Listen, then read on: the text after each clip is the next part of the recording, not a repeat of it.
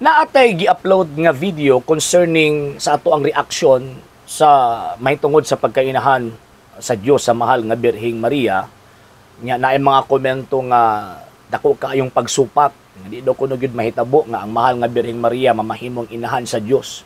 Nya tungod sa ilahang napasmong panabot concerning ana nga doktrina or nga issue, nag-create silag mga panguna-una nga dili biblically based and traditionally based nga teaching sa gitawag og mga Kristiyano. Remember, mga sir ug mga ma'am, ang pagkainahan sa Dios sa mahal nga Birhen gitudlo ng daan from the 1st century AD pa.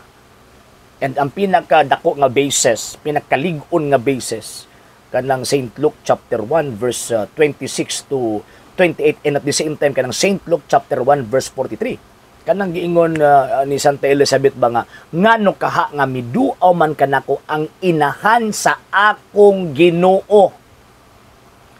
So kanang Ginoo din ha sa Greek word kyrios, o kanang term nga kyrios ginagamit lamang na nga term para didto sa tinuod nga Dios.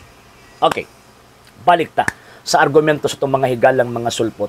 Tungod sa pagkaungo sa ilahang pagpangunahuna o pagguba, pagpaningkamot sa pagguba sa pagtulungan sa Santa Iglesia Katolika Apostolika Romana concerning sa pagkainahan sa Dios sa mahal nga Birhen. Abi ninyo sa ilang gihimo, ingon pa nila ang mahal nga Birhen dili man siya tawag ining biologically and at the same time kana bitaw nga tawag ining tinuod nga inahan sa Ginoo nga Jesucristo. Ngano man kay surrogated lang man siya. Surrogate mother lang siya. Gitanaw na kong definition sa surrogation or surrogate or being a surrogate mother. Number 1 nga requirements, kinahanglan na ay couple nga gustong magkaanak. Kanya wadi sila magkaanak mo nang mugamit sila laing tao. Subot pasabot, substitute or replacement in behalf of others. Question, makapasar ba ang mahal nga Birhen ana? Nga na ay tawag ining wala nagkaanak niya pagkaman aron masurrogate, aron tawag in magkaanak sila, mugamit sila tawag in surrogated mother. So, buti pasabot katong surrogated mother, watoy tumong og tinguha nga magkaanak siya, nga gusto lang niyang tawag ining kuhaon or gusto lang niyang tagbawon ang katong tumong og tinguha adtong usa ka couple nga gustong magkaanak. O nya ang gamiton sa kuang tawag ina kita na traditional og katong implantation, wala ko masayo. Nga naa na ang sperm og egg cell, ibutang na lang didto nya pagka man i-implant didto sa womb sa usa ka babay. Kung wala ko masayop ha, yan napoy isa kapamaagi nga ang sperm sa lalaki mo to isulod sa tawag ining fertile nga ba yun mo to mohimo ug mahitabo ang tawag ining pagbuntis. Dili ko expert ana. Ang tawag ining sipiat ko correct ko ninyo sa kana nga butang. Pero mao na akong understanding concerning surrogation. So buti pasabot way kagustuhan ang babae. Ang kadtong gitong inahan nga ma-implantan or tawag ining mahitabo nga naila ang lalaki nga mabutangan sa sperm kay para magkabuntis o magkaanak siya in behalf of others. So replacement and gitawag og substitution. So karon makapasar ba or maigo ba ang mahal nga Birhen? Dili oy.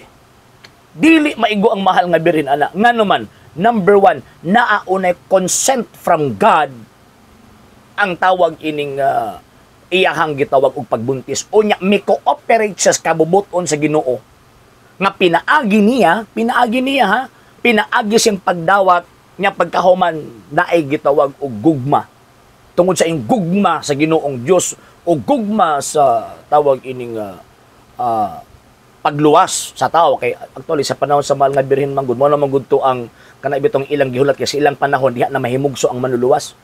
So, karon, tungod sa iyang gugma nga ang tao gitawag og maluwas man ang iyang gidawat. Og katong iyang gibuntis pinaagi sa lang sa Espiritu Santo, dili pinaagi sa sperm sa uban. Kay para mahimong surrogated siya. Again ha, dili tungod sa sperm sa uban para mahimo siyang surrogated. Ang pagbuntis sa mahal nga Birhen lalang sa Espiritu Santo. Number 2, na ay gugma. Ngano man kay gihigugma niya pag-ayo ang iyang anak kay kabalo siya nga ang iyang gibuntis. Hari sa mga hari o Ginoo sa mga Ginoo. So, tungod ni adtong moong cooperation sa mahal nga Birhen sa tinguha sa Dios sa pagluwa sa tao, gidawat niya ang function sa pagkainahan sa ikaduhang persona sa Santissima Trinidad. So, dili makapasar ang surrogation, kung baga. Nga naman kay na may intention ang mahal nga Birhen sa pagdawat, sa pag-cooperate niya sa kabubuton sa Dios para ang tao gitawag og maluwas. Aron ang ikaduhang persona nga existido ng daan, mahimo siyang tao. Unlike sa surrogation, sa wala pa, tatawag ining wala pa nag-exist ang bata, ipa-exist ang bata tungod niya. Pero sa mahal nga Birhen dili, kabalo siya nga ang persona nga yang ibuntis existido ng daan. So dili makapasar ang surrogation. Ug di pud mahitabo nga ang mahal nga Birheng Maria surrogated mother. No sir, no ma'am. Kana nga panguna-una na sa mga yawa nga gusto nilang gubaon ang nakasulat sa balaang kasulatan. Number 2 point. Kung tinuod nga ang mahal nga Birheng Maria surrogated, kinsa ang tinuod nga inahan ni Kristo? Nga kabalo man ta nga ang Ginoong Kristo walay gitawag og inahan, naa siya'y kining amahan, ang Dios nga amahan, pero wala siya gitawag og inahan. O niya, existido na siyang daan. Sa wala pa gilalang ang kalibutan, sa wala pa ang mahal nga Birhen. So karon, kung tinuod pa nga surrogated ang mahal nga Birhen, kinsa man ang inahan ni Kristo nga di siya mahitabo nga dito siya ipanganak. So mo nang gigamit nila ang mahal nga Birhen para mahimong surrogated ang mahal nga Birhen. Kinsa? Wala eh. So, buot ipasabot, dili pwedeng i-apply ang surrogation sa mahal nga Birhen. Nga naman, kay gibuntis sa mahal nga Birhen ang Ginoong Jesucristo biologically. O niya, pagkahuman, walay laing sperm. Or walay sperm, rather. Walay sperm nga nisulod sa taguan ka sa mahal nga Birhen kay para mahimo siyang surrogation. O surrogated, rather. Lalang si Espiritu Santo. O niya, ingon pagid siya, fiat mihi. Tawag ining matuman unta ang iya ang imong gipamulong dinhi kanako.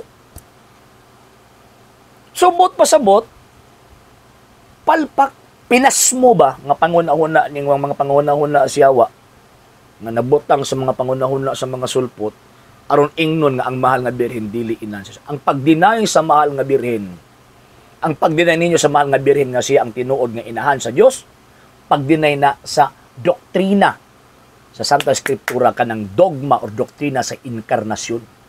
Kanang giingon ba sa balang kasulatan ba, and the word was made flesh and dwelt among us. Liman ka ug ang pulong nahimong tao, wala giagi og tawag ini nga tawhanong amahan. Wala. Di ba? O di ba Galatians chapter 4 verse 4 and Hebrews chapter 2 verse 14. Nahimugso siya sa tawhanong inahan. Liman ka, ana. Wala mang gingon nga, nahimugso siya sa substitute nga inahan. Mataka lang. Was, Biblia na ka ng inyong napasmong pangunahuna. Kini nga itong mga amigo nga mga ungo, o kaliwats banakon, dili na biblically founded nga gitawag og teaching. Pangunahuna ang ninyo nagkaroon niya, isuksok ninyo sa balaang kasulatan. No sir, no ma'am. Muna luoy ba? Luoy ang mutuo ninyo nga naman kay inyo ang hilaon ang ilang kalagpadong sa impierno. Okay? So, muna mga sir mga ma'am, di sila makapasar ka ng ilang paaktik na surrogation. Di sila makapasar.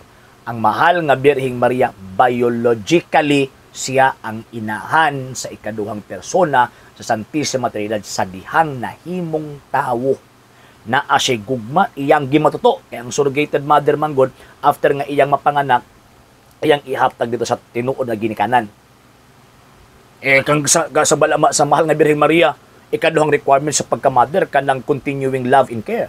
Naa sa mahal nga Birhen.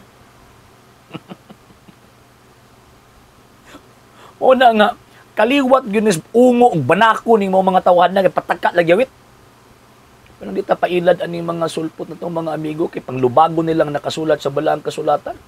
Di man kang ang balaang kasulatan, biologically, inahan ang mahal nga Birhen na. Tinuod yun ng inahan, dili surrogated, butangan nilang surrogation. butangan nila og tawag ining term nga surrogated mother lang ang mahal nga birhen.